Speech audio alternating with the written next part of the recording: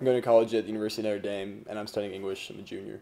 I chose Notre Dame pretty early on in my high school process, just because, like I said, I had an intimate understanding of it, and I liked what I saw. I didn't visit too many colleges. I only really visited the ones that my older sisters or my family had been to, and that's how I knew. But I think online research is useful, as well as something like this, where you can actually talk to other students or alumni from these places and really get a feel for what they liked, because a lot of times that's how you get a much more intimate account of what parts would align with your interests and yourself. So I mean, if you've been rejected from your first choice out of high school, the biggest part is to just convince yourself that you may still have a second chance. So to absolutely apply yourself. I would tell a student wanting to study in the States that it's kind of a universal process. It's the whole studying somewhere for a year, and it's uprooting yourself and having to root yourself again in an environment that you're not as used to, obviously. There's kind of a trajectory for that. The first time I was in Ireland, for the first couple of weeks, it was just ecstasy. It's, everything. I've never been here before. It's everything I've ever wanted to see and to experience. And it was just this just almost, I couldn't handle it. My senses were just, overwhelmed. But then you start to settle a little bit. And then after the settling process is when the homesickness kicks in. It's a brief thing, though, I've noticed. Also, there are about 30 other Notre Dame students with me here, and it's been the same thing, where it'll be a brief dip, and you can obviously persevere just through calling or keeping in contact with your family and making some friends and keeping a close-knit group with them. You get back out of the homesickness phase once you just readjust, and then you're able to carry on more stable.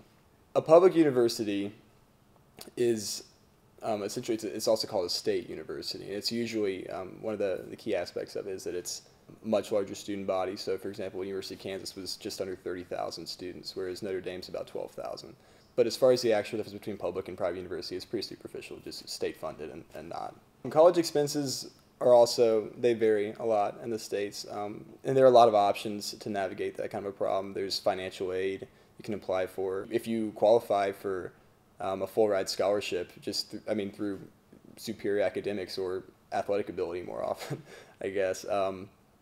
That's all your college education right there. So, as far as incidental expenses, just I guess getting a job of any sort would obviously help to handle those. But as far as everything else, financial aid is really the main route. It's a different system, definitely. I've learned this from being in two American universities and one Irish university. I've had a pretty wide spectrum of experience with this kind of thing. And at American universities, for example, English classes are always intimate settings. So 30 people tops, and oftentimes smaller, all the way down to 5 people.